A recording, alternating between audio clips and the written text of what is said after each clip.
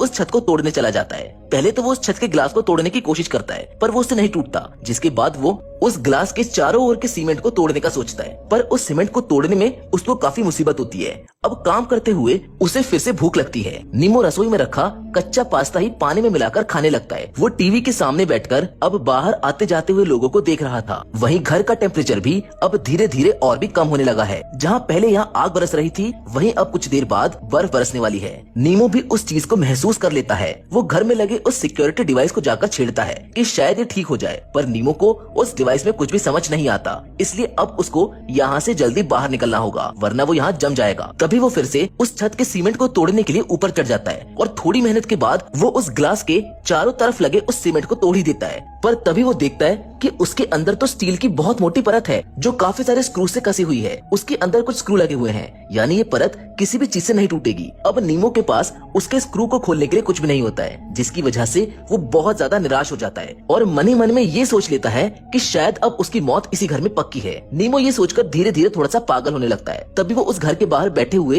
एक कबूतर को देखता है जो बिल्कुल नीमो की तरह ही अपनी जिंदगी में फंसा हुआ था, क्योंकि उस कबूतर के पंखों और पैर पर चोट लगी हुई थी, जिसकी वजह से वो ना तो उड़ पा रहा था और ना ही चल पा रहा था। लेकिन वो फिर भी चलने की कोशिश करता है। वहीं घर के अंदर अब नीमो के पास करने के लिए कुछ भी नहीं होता, इसलिए वो उस घर की चीजों को तोड़कर वहाँ की सारी कीमती पेंटिंग्स जिन्हें वो चुराने आया था उन्हीं को खराब करने लगता है। वो उनके ऊपर अजीब अजीब सी चीजें लिख देता है और उस मिलेनियर की अलमारी में से एक कोट को निकालकर पहन लेता है। तभी उसे उस अलमारी के अंदर एक सीक्रेट डोर दिखाई देता है। नीमो उसके अंदर ये सोचकर जाता है कि शायद यही उसके यहाँ से बाहर निकलने की चाबी है। नीमो को उस सीक्रेट डोर के अंदर उस घर के ओनर की लाश रखी हुई मिलती है, जिसको देखकर नीमो बहुत ज्यादा डर जाता है। पर जब वो उस लाश के पास जाकर देखता है तो उसको पता चलता है कि ये तो बस रबड़ का पुतला है। नीमो को वहाँ पर एक किताब भी मिलती है जिस पर हेल और हेवन की बातें लिखी हुई थी। नीमो को वहाँ वो 30 मिलियन वाली पेंटिंग भी रखी हुई दिखाई दे जाती है, जिसको लेने ही वो यहाँ पर आया था। नीमो को वहाँ पर भी उस घर से बाहर जाने का रास्ता नहीं मिलता है, जिसको देखकर नीमो समझ जाता है कि शायद इस घर से बाहर जाने का कोई रास्ता आज तक बना ही नहीं है। बाहर जाकर नीमो को फिर से वो सफाई करने वाली लड़की दिखाई देती है, जो इस बार बिल्कुल उसके गेट के पास ही होती है। नीमो फौरन गेट के पास जाकर जोर जोर से चिल्लाने लगता है, पर वो लड़की उसकी आवाज सुन ही नहीं पाती और वहाँ से चली जाती है। तभी उस घर का टेम्परेचर अब और भी ज्यादा कम हो जाता है। नीमो की हालत खराब होने लगती है और वो फिर से उस कबूतर को देखता है जो पैर और पंख पर चोट लगे होने के बाद भी चलने और उड़ने की पूरी कोशिश कर रहा था, और ऐसे ही कोशिश करते करते वो कबूतर मर जाता है। नीमो उस कबूतर को देखकर मोटिवेट होकर फिर से उस छत को तोड़ने के लिए ऊपर चढ़ जाता है। नीमो सोचता है कि अगर मुझको मरना है तो क्यों ना कोशिश करके मरूं। वो ऊपर जाकर उन स्क्रूज का साइज देखता है और नीचे आकर उन्हें खोलने के लिए एक लकड़ी से स्क्रू ड्राइवर बनाने लगता है। शुरुआत में तो उस लकड़ी से स्क्रू नहीं खुलते, पर नीमो एक बार फिर ट्राई करता है और लास्ट में वो उस लकड़ी के स्क्रू ड्राइवर से उन स्क्रूज को खोल ही देता है। पर उन स्क्रू को खोलने में काफी एनर्जी लग रही थी, जो कि इस टाइम नीमो के अंदर बिल्कुल भी नहीं बची थी। नीमो छत के स्क्रू को खोलकर नीचे आ जाता है और नीचे आकर दीवारों के ऊपर गोल गोल रिंग्स बनाने लगता है, जिससे हमको ये पता चलता है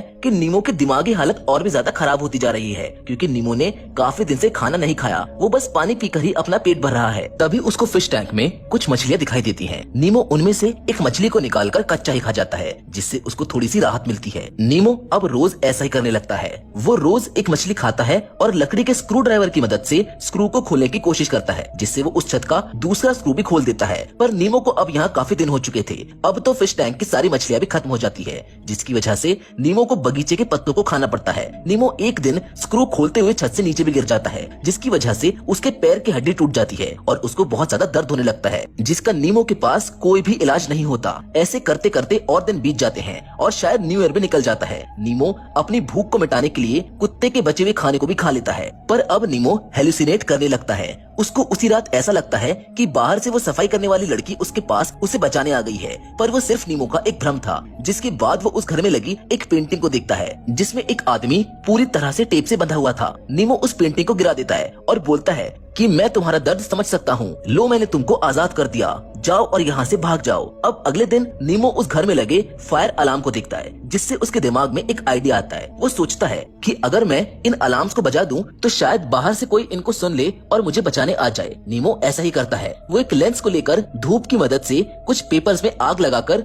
उन फायर अलार्म्स के पास ले जाता है, जिससे वो फायर अलार्म्स एक्टिवेट हो जाते हैं और पूरे घर में पानी की बारिश होने लगती है। लेकिन बाहर उन अलार्म्स को कोई भी नहीं सुनता। वहीं घर के अंदर उनकी वजह से हर जगह पानी भरने लगता है। नीमो इस चीज से और भी ज्यादा निराश हो जाता है। वो सोचता है कि ये कोई घर नहीं है, ये तो एक जेल है जिसे मुजरिमों के लिए बनाया गया है। जिसके बाद हमें 1 या 2 महीने बाद का सीन दिखाया जाता है, जहाँ नीमो बहुत ज्यादा कमजोर हो चुका था। वो किसी कंकाल से कम नहीं दिख रहा, पर उसने जैसे तैसे करके अब छत के सारे स्क्रू खोलकर उस शीशे को हटा दिया था। वो इस घर से बाहर जाने के लिए बिल्कुल तैयार था, पर जाने से पहले नीमो इस घर की दीवार पर कुछ बातें लिखता है, जिसमें वो इस घर के मालिक से माफी मांगते हुए कहता है कि मैंने आपके इस पूरे घर को तोड़ दिया, जिसके लिए आप मुझे माफ कर दें, क्योंकि मेरे पास इसके अलावा कोई और रास्ता नहीं था। पर मैंने आपके लिए अपनी 3 पेंटिंग्स यहीं पर छोड़ दी हैं, जिन्हें मैंने यहाँ पर कैद रहकर बनाया है, क्योंकि लास्ट में सिर्फ कला ही जिंदा रहती है। और जाने से पहले मैं आपसे ये भी कहना चाहूंगा कि आपका ये घर कोई घर नहीं बल्कि एक कैद है। जिसके बाद नीमो उस छत पर चढ़कर इस घर से बाहर निकल जाता है। लेकिन असल में ये घर तो